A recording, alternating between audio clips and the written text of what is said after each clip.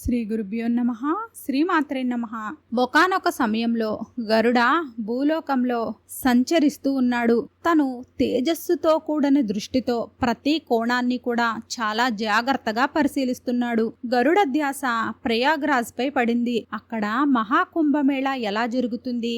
అక్కడ లక్షల మంది గంగా స్నానం కోసం వెళ్లారు. 4 వైపులా గంగా, యమున, సరస్వతి నదుల యొక్క సంగమము. ఆ దృశ్యం చూడడానికి ఎంతో మనోరంజకంగా ఉంది. అక్కడ జపము, తపము, భక్తి వాతావరణము అక్కడ ప్రదేశాన్ని మరింత పవిత్రం చేస్తూ ఉన్నాయి. పక్షిరాజు గరుడ బయట ఉన్న అందాలని చూడడం లేదు. గరుడ తీక్షణమైన కళ్ళతో ఆ జనాల మనసులో ఉన్న భావనలను, వాళ్ళ కర్మలను చూస్తున్నాడు. అదంతా చూసి గరుడ హృదయము విచలితమైపోయింది. గరుడ కుంభమేళాలో అనేక రకాలైన మనస్తత్వాలు ఉన్న మనుషులను చూశాడు. వారి మొహాలలో విశ్వాసము, ముక్తి కలుగుతుంది అనే నమ్మకము కనపడుతున్నాయి. అలాగే వారి కర్మలు కూడా గరుడకి స్పష్టంగా కనపడుతున్నాయి. గరుడ అక్కడ మహిళలను కూడా చూశాడు. వారి వారి కుటుంబాలను, వారి కర్తవ్యాలను త్యాగం చేసి భర్తతో కాకుండా పరాయి పురుషులతో సంబంధాలను పెట్టుకుంటున్నారు. వారి మొహాలలో ఒక విచిత్రమైన ఆశ. ఈ పవిత్రమైన గంగాజలంలో స్నానం చేస్తే వారికున్న దోషాలన్నీ తొలగిపోతాయి అని. అక్కడ వృద్ధ పురుషులు కూడా ఉన్నారు. సంపదల కోసము, స్వార్థం కోసము వారు జీవితం అంతా కూడా ఎంతో మందిని సతాయించారు. వారు ఈ పావనమైన సంగమం కోసము ఎంతో నమ్మకంతో వచ్చారు. గంగా స్నానం చేస్తే వారి పాపాల భారం తేలికవుతుందని వారు అనుకుంటున్నారు. పక్షిరాజు గరుడ ఇంకా మోసం చేసే వ్యాపారస్తులను, మోసం చేసే అధికారులను, ఎవరైతే అత్యాశ, అనైతిక సాధనాలతో జీవితమంతా పేదవారిని హింసిస్తూ వాళ్ళని మోసం చేస్తూ ఉన్నారో వాళ్ళకి కూడా ఒక జిజ్ఞాస. వారు చేసిన అన్యాయాలు, కర్మల నుండి వారికి ముక్తి కలగాలి అని.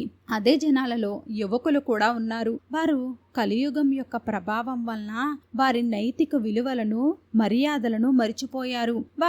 వారు చేసిన దుష్కర్మలు తొలగిపోవాలి అని గంగాజలంలో సమాధానాలను వెతుక్కుంటున్నారు. గరుడ ఇంకా చూస్తూ ఉన్నాడు. ఎవరైతే సమాజంలో ఈర్ష్యను, హింసలను పెంచాలి అని, ఇంకొంతమంది దొంగతనాలు చేయడానికి, ఇంకొంతమంది వ్యాపారాలు చేయడానికి వీరందరూ కూడా అక్కడికి చేరుకున్నారు. గరుడ ఈ విషయాలన్నింటినీ కూడా చూశాడు. కొంతమంది ఎదుట వాళ్ళని చూసి ఈర్ష్యపడుతూ ఉంటారు. ఎదుట వాళ్ళ సంపదలను చూసి ఆశపడుతూ ఉంటారు. అటువంటి మనుషులు కూడా ఈ జనాలలో ఉన్నారు. వారందరూ కూడా నమ్ముతున్నారు గంగాజలంలో స్నానం చేస్తే వారికి పవిత్రత కలుగుతుంది అని వారందరూ కూడా అనుకుంటూ ఉన్నారు. కానీ గరుడకు మాత్రము వారి మనసులో స్వచ్ఛమైన ప్రాయశ్చిత్తాన్ని పొందాలి అని, వారి జీవితాన్ని మార్చుకోవాలని ఆలోచన గరుడకి కనిపించలేదు. అదంతా చూసి గరుడ చాలా వ్యాకులతను చెందాడు. అప్పుడు గరుడ అనుకుంటున్నాడు, గంగాజలం నిజంగా ఇన్ని పాపాలను ప్రాయశ్చిత్తం చేస్తుందా? వీళ్ళందరూ ఒక్కసారి మునిగితేనే ఉద్ధరించబడతారా? అసలు ఇది సంభవమేనా? వాళ్ళు చేసే కర్మలు, వారి మనసు కూడా కల్మషంగానే ఉన్నాయి. గరుడ ఆలోచిస్తున్నాడు. ఇదంతా కూడా ఒక ఆడంబరము. వీళ్ళు చూపించే భక్తి, విశ్వాసము ఇవన్నీ కూడా ఆడంబరములే. గరుడ మనసులో ఇదే ఆలోచనతో ఉన్నాడు.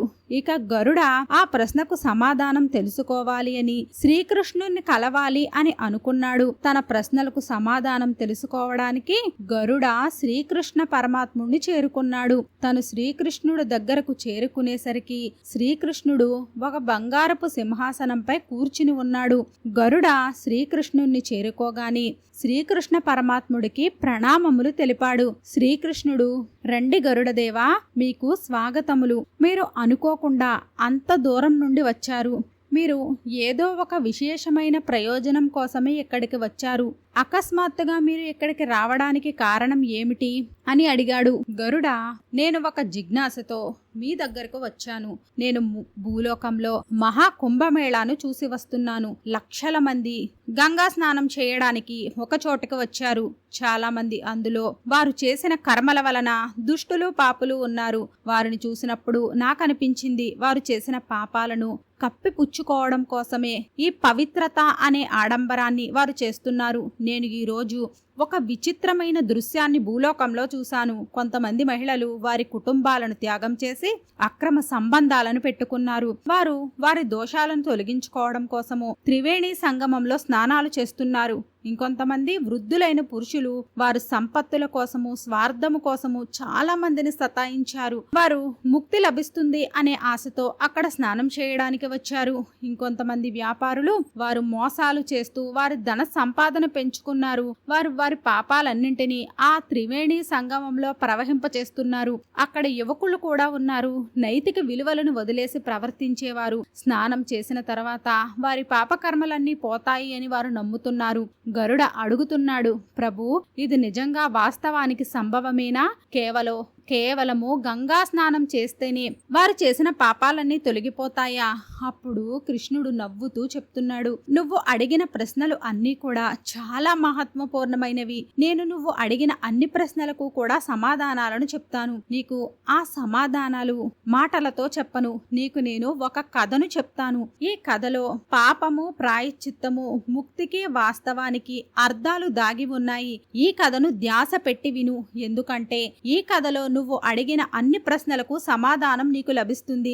ఈ కథ విన్న ప్రతి మనిషి కోటి జన్మల పాపాలు తొలగిపోతాయి. గరుడ చెప్తున్నాడు, ఆ కథను తొందరగా చెప్పమని అడిగాడు. నేను ఆ కథను పూర్తిగా ధ్యాస పెట్టి వింటాను, అర్థం చేసుకుంటాను. అప్పుడు శ్రీకృష్ణ పరమాత్ముడు చెప్తున్నాడు, పక్షిరాజా, ఈ కథ కేవలము వినడం కోసమే మాత్రమే కాదు.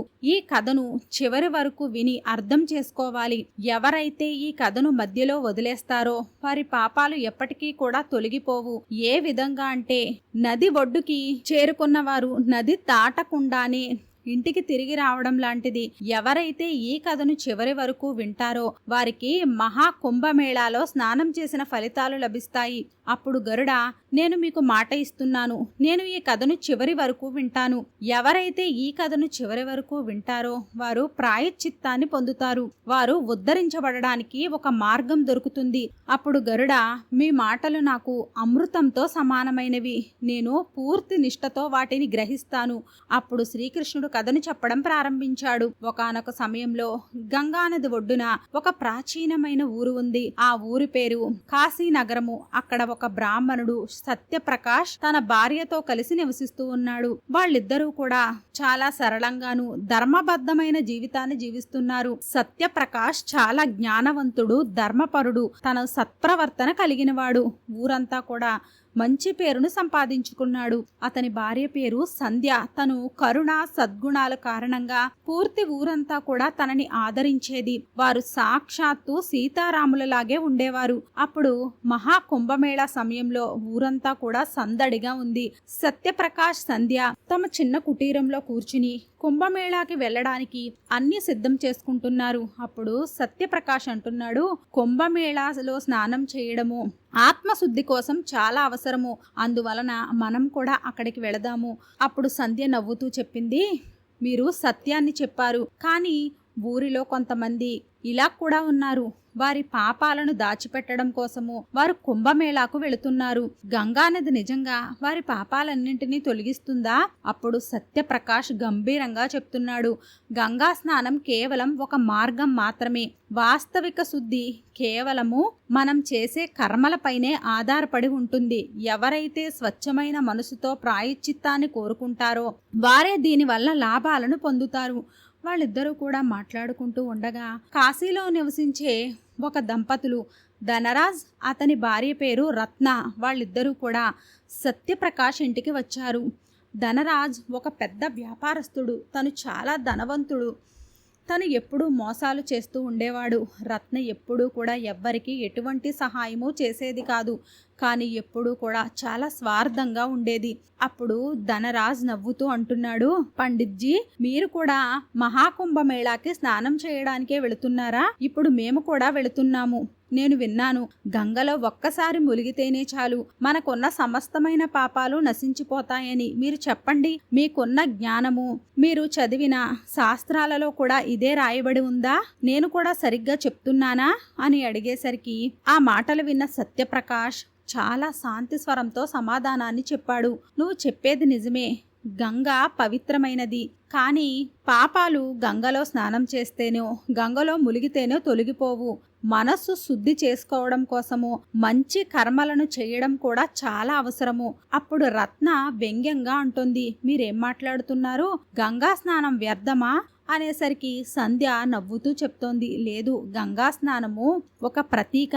అది మనకు ప్రాయశ్చిత్తము ఇంకా ఆత్మశుద్ధి కోసము సందేశాన్ని ఇస్తుంది. హృదయంలో పాపభారం ఉన్నట్లయితే, మనసులో ప్రాయశ్చిత్త భావన లేకపోతే ఆ స్నానం వలన ఎటువంటి లాభాలు కూడా ఉండవు. చాలా మంది రథాల మీద, ఎడ్ల బండల మీద, గుర్రపు బళ్ల మీద కుంభమేళాకు వెళ్ళడానికి సిద్ధమవుతున్నారు. ఈ సంవాదం అంతా కూడా వింటూ అక్కడ ఒక యువజంట అయిన మోహన్ ఇంకా గౌరీ కూడా అక్కడ నిలబడి ఉన్నారు. అప్పుడు మోహన్ అంటున్నాడు, పండిట్జీ, మీరు సరిగ్గా చెప్పారు, కానీ ఊరిలో చాలా మంది ఎదుట వాళ్లను సతాయిస్తున్నారు. వాళ్ళందరూ కూడా గంగలో స్నానం చేయడానికే వెళుతున్నారు. భగవంతుడు వారి పాపాలన్నింటినీ తొలగిస్తాడా? అప్పుడు సత్యప్రకాష్ సమాధానాన్ని చెప్తూ, భగవంతుడు న్యాయప్రియుడు. భగవంతుడు కేవలము స్వచ్ఛమైన మనసుతో ప్రాయశ్చిత్తాన్ని కోరుకునే వారి పాపాలను మాత్రమే తొలగిస్తాడు. ఇక ముందు జీవితంలో అయినా సరి అయిన దారిలో వెళ్ళాలి అని ఎవరైతే సంకల్పాన్ని తీసుకుంటారో వారి కర్మలు తొలగిపోతాయి. గుర్రపు బళ్ళు, ఎడ్ల బళ్ళు మీద ప్రయాణమై కుంభమేళాకి ప్రయాణమయ్యారు. దారిలో అందరూ కూడా వారి వారి అనుభవాలను నెమరవేసుకుంటూ ఉన్నారు. ఇంకొంతమంది వారు చేసిన పాపాలను తలుచుకుంటున్నారు. కొంతమంది గంగాజలాన్ని తాకబోతున్నాము అనే ఉత్సాహంతో ఉన్నారు. కాశీపూర్ వాసులు అందరూ కూడా కుంభమేళాకు చేరుకున్నారు. గంగ యొక్క పవిత్ర సంగమం దగ్గర స్నానం చేసి రాత్రి సత్రాలలో విశ్రాంతి తీసుకోవడానికి వెళ్లిపోయారు. అప్పుడు అనుకోకుండా ఒక విచిత్రమైన సంఘటన జరిగింది. అర్ధరాత్రి సమయంలో అక్కడ కొన్ని సత్రాలకు నిప్పు అంటుకుంది. చూస్తుండగానే అనేక మంది యాత్రికులు ఆ మంటలలో మాడిపోయారు. ఆ మంటలు చాలా వేగంగా 4 వైపులకు కూడా చుట్టుముట్టాయి. అక్కడ మనుషులు అందరూ కూడా ప్రాణాలను కాపాడుకోవడానికి అటూ ఇటూ పరుగులు తీస్తున్నారు. మహిళలు తమ పిల్లలను ఎత్తుకున్నారు. ముసలి వాళ్ళు ఏమీ చెయ్యలేకపోతున్నారు. ఏమీ చెయ్యలేక అక్కడే కూర్చుని భగవంతుడా కాపాడు కాపాడు అంటూ అక్కడే కూర్చుని అరుస్తున్నారు. ఇంకొంతమంది యువకులు ముందుకు వెళ్లి అగ్నిని ఆర్పడానికి వారి ప్రయత్నాలను వారు చేస్తున్నారు. కానీ అగ్ని ఇంకా భయంకరంగా, ఇంకా పెద్దగా అయిపోయింది. ఇక 4 వైపులా కూడా భయంకరమైన వాతావరణంలాగా మారిపోయింది. అందరూ కూడా భగవంతుడా మమ్మల్ని కాపాడు, మమ్మల్ని రక్షించు అని పరమేశ్వరుని పిలుస్తున్నారు. ఈశ్వర, ఇప్పుడు నువ్వే మాకు సహాయం చెయ్యాలి అని జనాలు అందరూ కూడా వివిధ రకాలుగా భగవంతుడి కోసం అరుస్తూ ఉండగా అక్కడ అనుకోకుండా అకస్మాత్తుగా ఆ మంటలు పొగల మధ్యలోనికి ఒక సాధువు ప్రత్యక్షమయ్యాడు. ఆయన చేతులలో ఒక పసుపు రంగు త్రిశూలం ఉంది. అది బంగారంతో చెయ్యబడిన దానిలాగా మెరిసిపోతూ ఉంది. ఆయన మొహంలో ఒక దివ్యత్వము, ఒక ప్రకాశము కనిపిస్తున్నాయి. అప్పుడు ఆ తేజస్వుడైన సాధువు కళ్ళు మూసుకుని ధ్యానం చేశాడు. తను త్రిశూలాన్ని ఆకాశంపైకి ఎత్తాడు. మనసులో కొన్ని మంత్రాలను జపించాడు. వెంటనే కొన్ని క్షణాలలోనే ఆయన దివ్యశక్తి అగ్నిని అంతా కూడా శాంతింపచేసింది. జనాలు అందరూ కూడా చమత్కారాన్ని చూసి ఆశ్చర్యపోయారు. భయంతో ప్రాణాలను గుప్పెట్లో పెట్టుకున్న జనాలు అందరూ కూడా సాధువు పాదాలపై పడ్డారు. ఇంకొంతమంది ఏడుస్తున్నారు. కొంతమంది ఆయనను శ్రద్ధతో చూస్తున్నారు. అప్పుడు వ్యాపారి ధనరాజు అడుగుతున్నారు, మీరు మమ్మల్ని రక్షించారు, దయచేసి మీరు మాకు చెప్పండి, మీరు ఇదంతా ఎలా చేశారు? మేము ఈ విపత్తు నుండి ఎందుకు బయటపడ్డాము? అప్పుడు తేజస్వి అయిన సాధువు శాంతంగా కరుణామయ స్వరంతో సమాధానం చెప్పాడు, మీ ప్రార్థనలే నన్ను ఇక్కడికి లాక్కుని వచ్చాయి. కానీ ఒక్క విషయాన్ని గుర్తుంచుకోండి, ఈ అగ్ని కేవలము మీ సత్రాలకే అంటుకోలేదు. ఈ అగ్ని మీ కర్మలకు సంబంధించినది. మీరు శ్రద్ధ ఇంకా ప్రాయశ్చిత్తంతో దీన్ని శాంతింప చేయడానికి మార్గాన్ని కనుగొన్నారు. ఈ అగ్నిని పూర్తిగా ఆర్పడం ఎప్పుడు సంభవం అవుతుందంటే మీరు మీ జీవితంలో సత్యము, ధర్మము, ప్రాయశ్చిత్తం యొక్క మార్గాన్ని మీరు ఎంచుకోండి. అప్పుడు పక్కనే కూర్చున్న సత్యప్రకాష్ అంటున్నాడు, మహాత్మా, మా అందరికీ తెలుసు గంగా జలము చాలా పవిత్రమైనది. కానీ కేవలం గంగలో స్నానం చేస్తేనే మా పాపాలన్నీ అందులో కొట్టుకుపోతాయా? మేము ఈ గంగా స్నానం వలన ముక్తిని పొందగలమా అని అడిగాడు. అప్పుడు సాధువు సత్యప్రకాష్ను చూస్తూ చెప్పాడు, ఓ బ్రాహ్మణ, ఈ ప్రశ్న ధర్మపరుడైన ప్రతి వ్యక్తి మనసులోనూ కూడా ఈ ప్రశ్న ఉంటుంది. గంగలో స్నానము కేవలము ఒక ప్రతీక. ఇది కేవలము నీకు ఆత్మ చింతనను, ప్రాయశ్చిత్తానికి ఒక మార్గాన్ని చూపిస్తుంది. నీ మనసు ఆత్మ శుద్ధిగా లేకపోతే కేవలము గంగా స్నానము మీ పాపాలను కడగలేదు. అప్పుడు సత్యప్రకాష్ మళ్ళీ అడుగుతున్నాడు, మహాత్మా, నిజమైన ప్రాయశ్చిత్తానికి మార్గం ఏమిటి? ఎవరైతే మనుషులు జీవితంలో పెద్ద పెద్ద పాపాలను చేస్తారో వారి కోసం ముక్తి మార్గం ఏమిటి అని అడిగేసరికి సాధువు గంభీరమైన స్వరంతో సమాధానం చెప్పాడు. నిజమైన ప్రాయశ్చిత్తం ఎప్పుడు జరుగుతుందంటే నువ్వు నీ పాపాలను స్వీకరించు, వాటిని సరిచేసుకోవడానికి ఒక దృఢమైన సంకల్పాన్ని తీసుకోవాలి. ఇంట్లో వాళ్ళనే మోసం చేయడము, ధనం మీద ఆశతో మోసాలు చేస్తూ ధనం సంపాదించడము, అనైతిక సంబంధాలను పెట్టుకుని సమాజాన్ని దూషించడము, ఎప్పుడూ కూడా స్వార్థము, ఈర్ష్యతో కూడిన మనసు, ఇలా ఉండడం కూడా మహాపెద్ద పాపమే. కేవలము గంగా స్నానము ఈ పాపాలన్నింటినీ కడగదు. అందువలనే మీరు చేసే కర్మలను కూడా మార్చుకోవాలి. అప్పుడు సాధువు అందరికీ చెప్తున్నాడు, గంగలో పవిత్ర జలము మీ లోపల పరివర్తన రావడానికి ఒక ప్రతీక. మీరు మీ పాపాలను స్వీకరించడము మొదటి అడుగు. వాటిని సరిచేసుకోవాలి అనే సంకల్పాన్ని తీసుకోవడమే అసలైన ప్రాయశ్చిత్తము. ఎటువంటి స్వార్థము లేకుండా ఎదుట వాళ్ళకి సహాయం చేయండి. సత్యము, ధర్మము, ప్రేమ మార్గంలో వెళ్ళండి. మీ హృదయము శుద్ధంగా ఉండడమే సత్యమైన పుణ్యము. మీరు చేసే ప్రతి కర్మ కూడా నిస్వార్థంగా ఉండాలి. ఇంకా సాధువు చెప్తున్నాడు, భగవంతుడు కేవలము వీళ్ల పాపాలను మాత్రమే హరింపచేస్తాడు. వారు ఎవరంటే ఎవరైతే స్వచ్ఛమైన మనసుతో సరి అయిన మార్గంలోనికి వెళతారో వాళ్ళ పాపాలను భగవంతుడు హరింపచేస్తాడు. కేవలము బాహ్యంగా చేసే ఆర్భాటాలు మీ కర్మలకు ప్రాయశ్చిత్తం చేస్తాయి అని అనుకోవడము ఒక అపోహ మాత్రమే. అసలైన పవిత్రత మీ మనసు ఇంకా ఆత్మలో రావాలి. సత్యాన్ని మాట్లాడండి, దానాలు చెయ్యండి, సేవా మార్గాన్ని ఎంచుకోండి. ఇదే ముక్తికి మార్గము. ఆ తేజస్వి అయిన సాధువు సత్యప్రకాష్తోని ఇంకా ఊరిలో జనాలు అందరితోనూ మీరందరూ కూడా గుర్తుంచుకోండి, గంగా స్నానం చేయడము మీ యాత్రకు ఒక ప్రారంభము. ఇది అంతం కాదు. అది మీకు ఒక ప్రేరణను ఇస్తుంది. కానీ అసలైన పరివర్తన మన కర్మలలోనే ఉండాలి. సత్యము, సేవ, పుణ్యము, ప్రేమ ఇదే మీకు జీవితంలో సరి అయిన దిశను చూపిస్తాయి. సత్యప్రకాష్ సాధువు చెప్పిన వచనాలన్నింటినీ కూడా ధ్యాస పెట్టి విన్నాడు. మీరు చెప్పిన ప్రతి మాట కూడా మా జీవితానికి మార్గదర్శకాలు అవుతాయి. మేము మీరు చెప్పిన ఉపదేశాలు అన్నింటినీ కూడా స్వీకరిస్తాము. మా పాపాలను తొలగించుకోవడానికి మా ప్రయత్నం మేము చేస్తాము. అప్పుడు ఆ తేజస్వి అయిన సాధువు అందరికీ ఆశీర్వాదాలను ఇచ్చాడు. అక్కడ నుండి వెళ్ళిపోయాడు. అప్పుడు కాశీపురంలోని జనాలు అందరూ కూడా గంగా స్నానం యొక్క అసలైన మహత్యాన్ని అర్థం చేసుకున్నారు. సత్యము, సేవ, పుణ్యము, ప్రేమ మార్గంలోనే వెళ్ళాలి అనే సంకల్పాన్ని తీసుకున్నారు. అప్పుడు శ్రీకృష్ణ పరమాత్మ గరుడకు చెప్తున్నాడు, గరుడా, నేను నువ్వు అడిగిన అన్ని ప్రశ్నలకు సమాధానాలను చెప్పాను. అప్పుడు గరుడ అంటున్నాడు, మీరు చెప్పిన కథ ద్వారా నేను అడిగిన అన్ని ప్రశ్నలకు కూడా సమాధానాలు నాకు లభించాయి. నాకు అర్థమైంది, నిజమైన ప్రాయశ్చిత్తము ఆత్మశుద్ధి, నిస్వార్థమైన కర్మల వలనే సంభవమవుతుంది. మీ దయ వలన నాకు జీవితం యొక్క సత్యమైన మార్గం లభించింది. గరుడ శ్రీకృష్ణ పరమాత్ముడికి ధన్యవాదాలు తెలిపాడు. అక్కడ నుండి వెళ్ళిపోయాడు. అప్పుడు గరుడ మనసులో శాంతి, సంతోషము ఉన్నాయి. తను వెంటనే నిర్ణయించుకున్నాడు, ఈ జ్ఞానాన్ని ఈ సంసారం అంతా విస్తరింప చెయ్యాలి అని అనుకున్నాడు. వీడియో నచ్చినట్లయితే లైక్ చేయండి. వీడియో నచ్చినట్లయితే మన విరాట్ మంత్ర ఛానల్ ని లైక్ చేయండి, షేర్ చేయండి, సబ్స్క్రైబ్ చేసుకోండి. వీడియో నచ్చినట్లయితే కామెంట్ బాక్స్ లో జై శ్రీరామ్ అని తప్పక కామెంట్ చేయండి.